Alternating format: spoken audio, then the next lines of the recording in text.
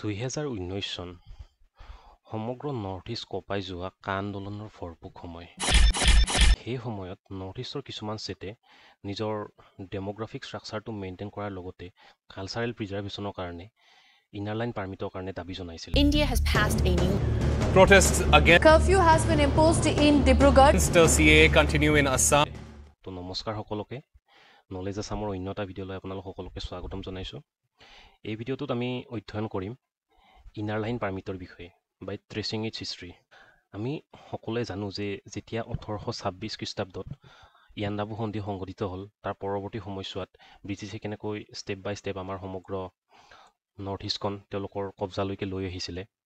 1828 খ্ৰীষ্টাব্দত সেই সময়ৰ যিজন আমাৰ অসম বা নৰ্থ ইষ্টৰ চিফ কমিশ্যনাৰৰ এজেণ্ট আছিলে ডেভিড স্কট, তেওঁ দুটা প্ৰপ'জেল পঠাইছিলে সেই সময়ৰ বেংগলৰ গভৰ্ণৰলৈকে, যে এটা ষ্টেপ আছিলে বা এটা চৰ্ত হৈছিলে যে লোৱাৰ আছাম কব্জাৰ কৰি আপাৰ আছামখন আগৰ পৰা যি ষ্টেটাছ কো হৈছিলে, অৰ্থাৎ আহোমসকলে ৰাজত্ব কৰিছিলে, তো তেনেকুৱা এটা প্ৰথা এডপ্ট কৰিবৰ কাৰণে তেওঁ গভৰ্ণৰক ৰিকুৱেষ্ট কৰিছিলে। আৰু সেই ৰিকুৱেষ্ট অনুসৰি প্ৰথমটো চৰ্ত মানি লৈছিলে, কিন্তু দ্বিতীয়টো চৰ্ত মানি লোৱা নাছিলে। সেয়া যিয়ে নহওক, 1828 চনত লোৱাৰ আছাম সম্পূৰ্ণৰূপে ব্ৰিটিছৰ গ্ৰেপছলৈকে আহি গ'ল। আৰু তাৰ পৰৱৰ্তী সময়ছোৱাত অৰ্থাৎ 1830ৰ দশকত সমগ্ৰ নৰ্থ ইষ্ট বা আপাৰ আছাম সহিতে সমগ্ৰ অঞ্চলখিনি ব্ৰিটিছসকলৰ কণ্ট্ৰললৈকে আহি গৈছিলে। সাধাৰণতে ব্ৰিটিছসকলে আমাৰ অসমখন বা সঠিককৈ ক'বলৈ গ'লে সম্পূৰ্ণ নৰ্থ ইষ্টখন তেওঁলোকৰ গ্ৰেপছলৈকে আনি ট্ৰাইবেলসকলৰ প্ৰতি আহোমসকলে যি ধৰণৰ পলিচি এডপ্ট কৰিছিলে, অৰ্থাৎ আহোমসকলে সাধাৰণতে ট্ৰাইবেলসকলৰ লগত এটা ৰিকনচিলেটৰী অৰ্থাৎ এটা বন্ধুত্বপূৰ্ণ সম্পৰ্ক স্থাপন কৰিছিলে। ঠিক একেদৰে এই ব্ৰিটিছসকলেও এই ট্ৰাইবেল জনসাধাৰণৰ প্ৰতি তেনেকুৱা এটা ষ্টেটাছ কো বৰ্তাই ৰাখিছিলে। কিন্তু তেওঁলোকে লাহে লাহে যেতিয়া এই যিবিলাক হিলি এৰিয়াৰ য'ত ট্ৰাইবেলসকলৰ বসস্থান হয়, তাৰ যিবিলাক ফৰেষ্ট আছিলে, সেই ফৰেষ্টবিলাকৰ ইকনমিক পটেঞ্চিয়েলৰ বিষয়ে গম পালে, তেওঁলোক লাহে লাহে সেই বস্তুবোৰৰ প্ৰতি লালায়িত হ'বলৈ ধৰিলে।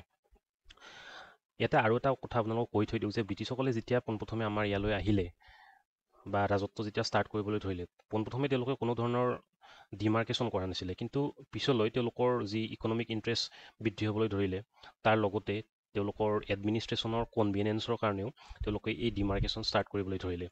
আৰু সেই ডিমাৰ্কেশ্যনৰ এটা উল্লেখযোগ্য পদক্ষেপ হৈছিলে 1873 চনৰ যিখন Bengal eastern frontier regulating act, সেইখন। এই এক্টখনৰ যিজন মেইন আৰ্কিটেক্সাৰ তেওঁ আছিলে আৰ্থাৰ হবহাউছ। তো এই এক্টখনে কি কৰিছিলে, যিবোৰ হিলি এৰিয়া য'ত ট্ৰাইবেল জনসাধাৰণে বসবাস কৰে, তো সেই এৰিয়াবোৰ কি কৰা হৈছিলে, ইনাৰ লাইন পাৰ্মিটৰ দ্বাৰা প্ৰটেক্ট কৰা হৈছিল। অৰ্থাৎ তাৰ জনসাধাৰণক যি মেইনলাইন জিঅ'গ্ৰাফী, সেই মেইনলাইন জিঅ'গ্ৰাফীৰ পৰা সম্পূৰ্ণৰূপে আইচলেট কৰা হৈছিলে।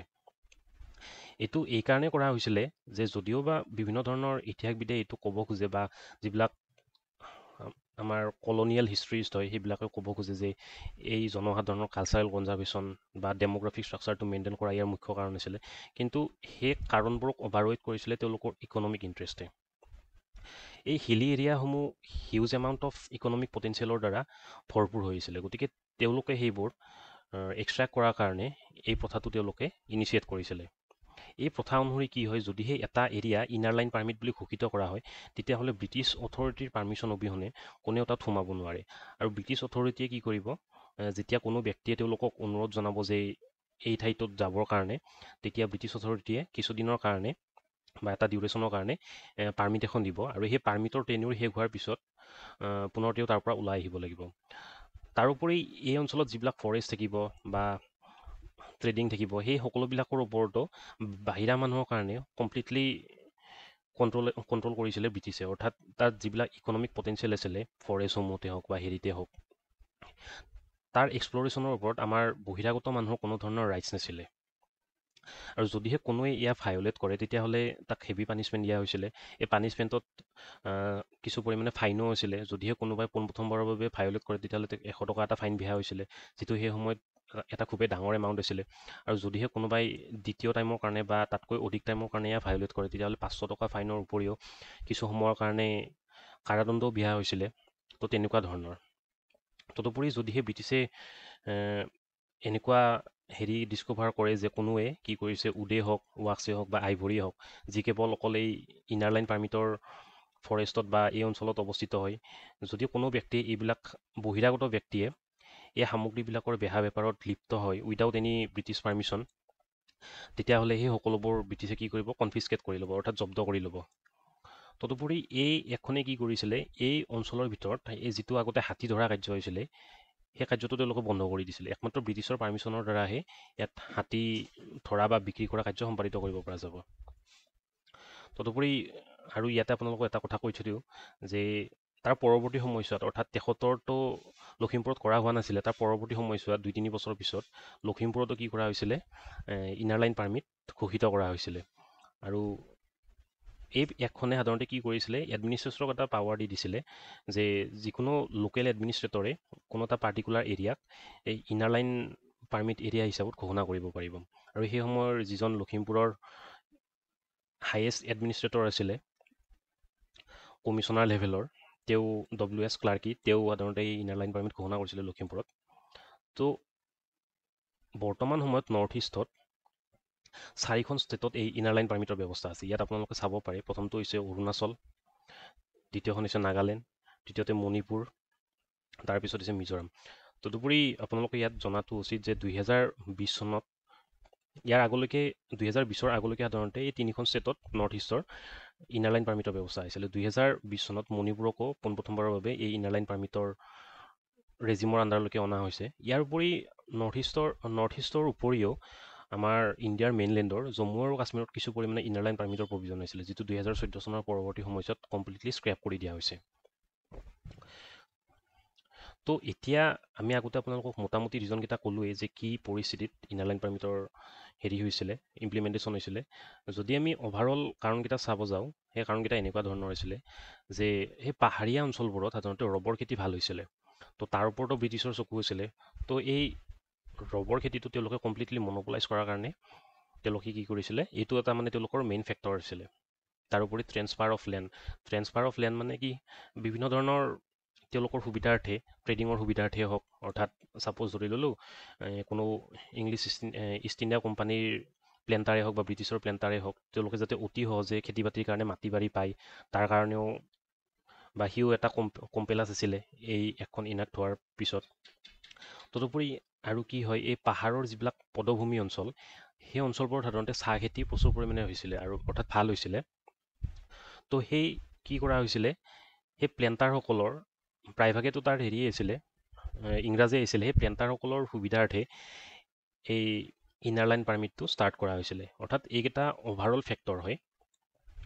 আৰু ইয়াতে আপোনালোক আৰু এটা ফেক্টৰ এড কৰিব বিচাৰিম যে কি হয়, এই অৰুণাচলৰ যিটো এৰিয়া হয়, যিটো সম্পূৰ্ণৰূপে ইনাৰ লাইন পাৰ্মিট ৰেজিমৰ আণ্ডাৰত আছিলে, সেই অৰুণাচলে সাধাৰণতে আমাৰ ইষ্ট ইণ্ডিয়া কোম্পানীক চাইনাৰ লগত যিটো ট্ৰেডিং আছিলে, সেই ট্ৰেডিঙত এটা ফেক্টৰ এটা উল্লেখযোগ্য ফেক্টৰ বা পেৰামিটাৰ হিচাপত ইভলভ হৈছিলে, কাৰণ চাইনাৰ মাজেদি, অৰুণাচলৰ মাজেদি যোৱা হৈছিলে চাইনাত।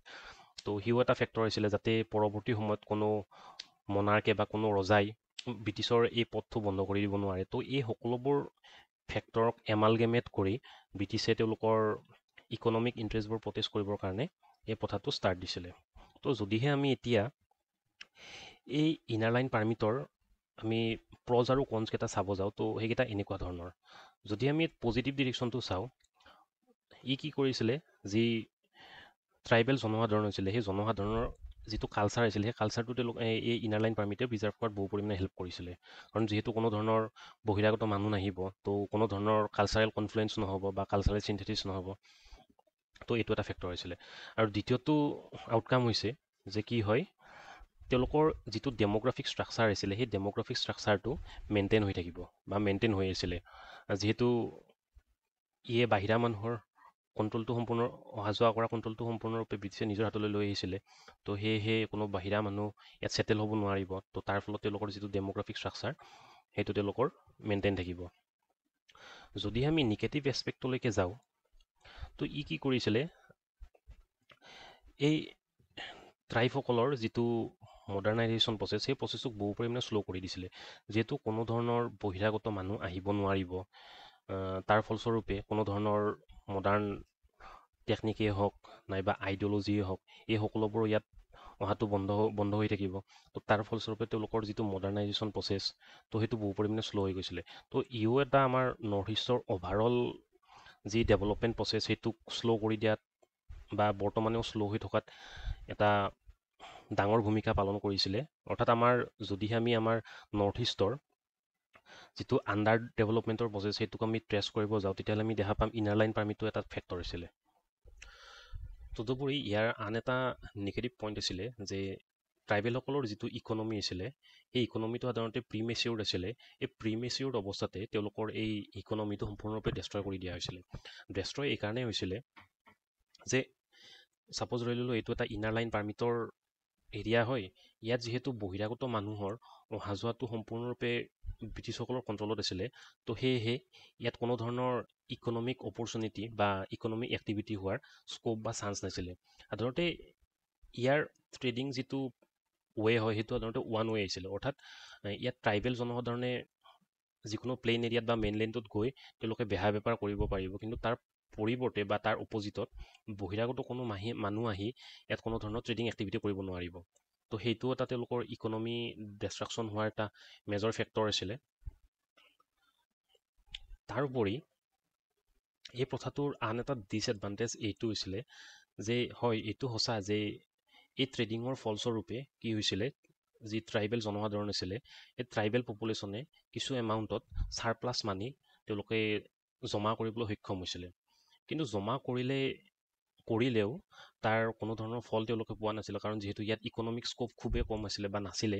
তো সেয়েহে তেওঁলোকৰ যি এই ছাৰপ্লাছ এমাউণ্ট অফ মানি সেয়া তেওঁলোকৰ লাক্সাৰী আইটেম বা তেনেকুৱা ধৰণৰ নিচাযুক্ত দ্ৰব্য এইবিলাকত তেওঁলোকে ইনভেষ্ট কৰিব ধৰিলে। আৰু ব্ৰিটিছেও তেওঁলোকৰ এইটো সুবিধা লৈ যি বেংগলত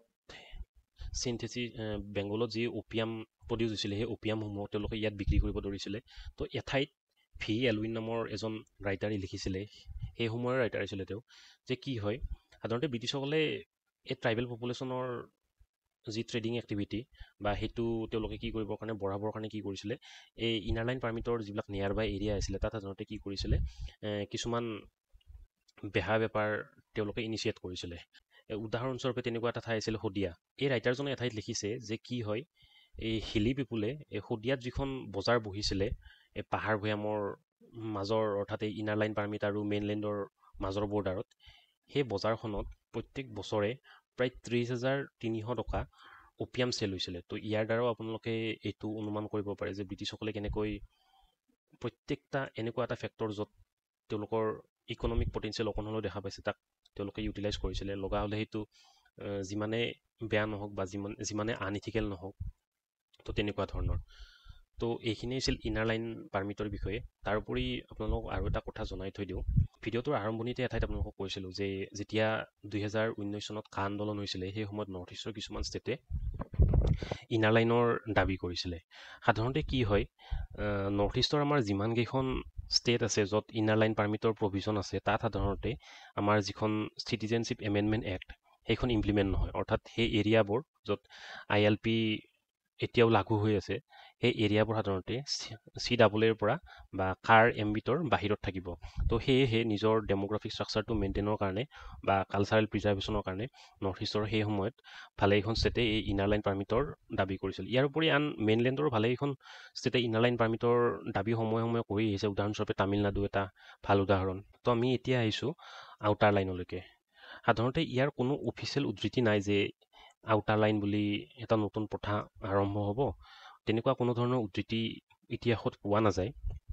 আউটাৰ লাইনৰ প্ৰভিজনটো এইকাৰণেই আছিলে যে কি হয়, যেতিয়া ব্ৰিটিছে ইনাৰ লাইনৰ দ্বাৰা লাহে লাহে ট্ৰাইবেল এৰিয়াবোৰ শাসন কৰিবলৈ ধৰিলে, আৰম্ভণিতে তেওঁলোকে কি কৰিছিলে, এই যিবিলাক এই ইনাৰ লাইন পাৰ্মিটৰ ভিতৰত এৰিয়া থাকিব তাত তেওঁলোকৰ কণ্ট্ৰলটো একেবাৰে লুজ ৰাখিছিলে। কিন্তু লাহে লাহে তেওঁলোকৰ ইকনমিক ইণ্টাৰেষ্টটো ফুলফিল কৰাৰ কাৰণে তেওঁলোকে কি কৰিছিলে, তেওঁলোকৰ যিটো গ্ৰেপছ বা কণ্ট্ৰল সেইটো তেওঁলোকে বঢ়াই দিব ধৰিলে।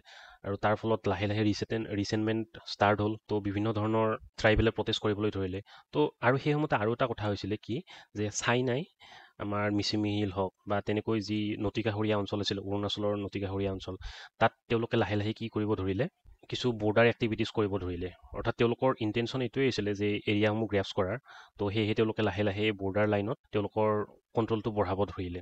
তো এইটোৰ দ্বাৰা সেই সময়ৰ ব্ৰিটিছসকল বাৰুকৈ উৎকণ্ঠিত হৈ পৰিল, কাৰণ যদিহে কি কৰা যায়, আমাৰ ইষ্ট ইণ্ডিয়া কোম্পানী বা ব্ৰিটেইনে সম্পূৰ্ণ নৰ্থ ইষ্টখনক তেওঁলোকৰ নিজৰ গ্ৰেপছলৈকে আনে, তেতিয়াহ'লে তেওঁলোকে কি হ'ব, এই চাইনাৰ লগত ফেচ টু ফেচ এটা কনফ্লিক্টৰ নিচিনা পৰিস্থিতিৰ সন্মুখীন হ'বলগীয়া হৈ যাব পাৰে। কিন্তু তাৰ পৰিৱৰ্তে যদিহে তেওঁলোকে নৰ্থ ইষ্টৰ ৰিজনটোক লুজলি কণ্ট্ৰল কৰি এটা বাফাৰ জোন হিচাপত ক্ৰিয়েট কৰি থৈ দিয়ে, তো তেতিয়াহ'লে তেওঁলোকে চাইনাৰ লগৰ পৰা হ'ব পৰা যি ডাইৰেক্ট কনফ্লিক্ট, সেইটোৰ পৰা তেওঁলোকে ৰেহাই পাব। আৰু যদিহে তেওঁলোকে ডাইৰেক্ট কনফ্লিক্টত মুখামুখি হ'বলগীয়া হয়, তেতিয়াহ'লে তেওঁলোকৰ যি নৰ্থ ইষ্টত ইনভেষ্টমেণ্ট, সেয়া সম্পূৰ্ণৰূপে তেওঁলোকৰ ধ্বংস হৈ যাব বা তেনেকুৱা এটা চান্স আছে। তো সেয়েহে তেওঁলোকে কি কৰিছিলে, এটা আউটাৰ লাইনৰ প্ৰভিজন এটা আনিছিলে। তো সেই আউটাৰ লাইন অনুসৰি তেওঁলোকে কি কৰিছিলে, যি বাউণ্ডাৰী এৰিয়া চাইনা আৰু আমাৰ ইণ্ডিয়াৰ মাজত, ইয়াৰ আগলৈকে তাৰ তেনেকুৱা কোনো ধৰণৰ কনচেপ্ট নাছিলে বাউণ্ডাৰী। তো এই আউটাৰ লাইনৰ দ্বাৰা পোনপ্ৰথমবাৰৰ বাবে আমাৰ নৰ্থ ইষ্টৰ যিটো ফ্ৰণ্টিয়াৰ আছিলে, ফ্ৰণ্টিয়াৰত বাউণ্ডাৰী কনচেপ্টটো আহি পৰিছিলে। তেওঁলোকে কি কৰিছিলে, তেওঁলোকৰ যিখিনি জুৰিডিকশ্যন, সেই এৰিয়াখিনিক ডিমাৰ্ক কৰাৰ কাৰণে এটা আউটাৰ লাইন নামৰ তেওঁলোকে কি কৰিছিলে, কনচেপ্ট এটা তেওঁলোকে দিছিলে।